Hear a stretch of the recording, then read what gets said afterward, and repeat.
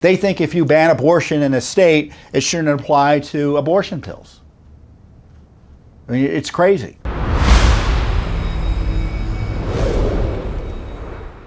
It's been a few months since Roe versus Wade was overturned in the Dobbs decision, a wonderful decision, the Dobbs decision, that restored the rule of law, undid a constitutional abomination, which is the Roe versus Wade decision, and returned to the states the ability, and frankly to the federal government, the ability to extend further the protections of life to the innocent unborn human beings that under Roe have had virtually little or no protection. Even now, there are unborn babies or babies who have been born as a result of abortion restrictions and pro-life protections that otherwise would not be alive today. So we should be celebrating the overturning of Roe versus Wade because states are protecting lives as a result, and lives are being protected. Now, of course, the left has gone, the pro-abortion left has gone crazy, and they're desperate to continue under this culture of death, fanaticism, the abortion regime. And one way they're trying to do this is by pushing chemical abortions, pushing women to kill their unborn human offspring through by taking a pill. And the pills are designed to be taken within a certain period of pregnancy, presumably under the supervision of a doctor, which the left doesn't want to happen.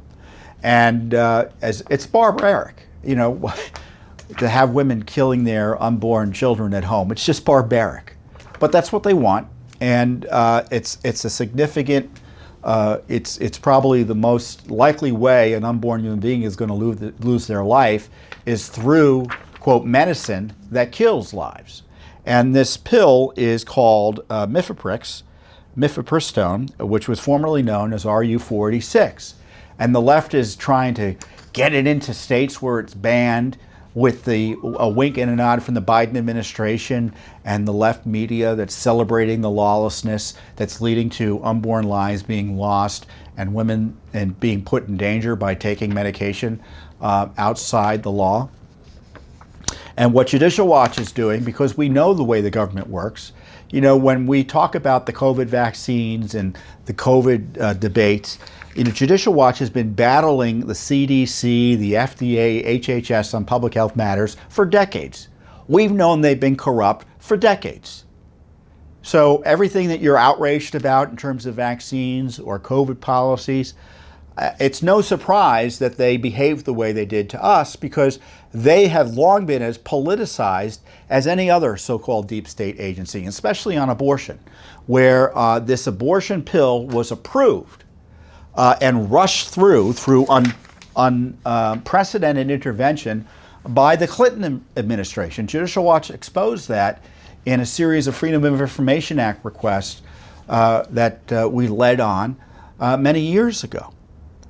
So one thing that we're very interested in, obviously, is the safety of this abortion pill. Have they bent the rules? Have they done anything unusual? Or are they doing anything unusual as it relates to the so-called safety and efficacy of these abortion pills? And I hate to even use the word efficacy, because we know what the goal of the abortion pill is. It's to take the life of an unborn human being. So we asked records for correspondence with the manufacturers of Mifeprex regarding this drug stability, and for all FDA reports from assessments of DANCO and GenBio manufacturing facilities. And DANCO and GenBio are the front companies that are generating what I call, or manufacturing, these kill pills.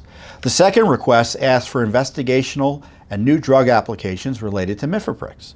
The third request asked for stability test results for the drug Mifeprex, including records reflecting long-term stability, as well as accelerated and forced degradation results.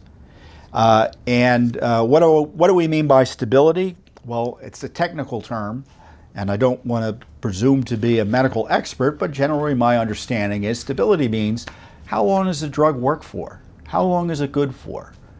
You know, when you see in your medicine cabinet a prescription medication or even over the counter, they sometimes say, you know, use best by or you know, best if used by, or throw out after a certain amount of time because they think the drug doesn't work after a certain amount of time.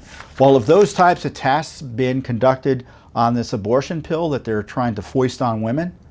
And if so, what has been the results? And also, what about these manufacturing facilities? You know, where are they being manufactured? How are they being manufactured? Are they being manufactured in safe conditions? And as I say, we know already politics has infected the public policies around and the analysis of the abortion pills. So we're suspicious. And you know why else we're suspicious? Because they refuse to give us the darn documents. So the rule of law requires, the FOIA law requires, federal transparency law requires that we get these documents. But they're refusing to give us the documents, which suggests they have something to hide. So as I said earlier, in response to pressure from the pro-abortion fanatics, the Clinton FDA approved this abortion pill back in September of 2000. And it was pushed out of the White House. It's pretty clear Hillary had her hands in this. And this was in September of 2000.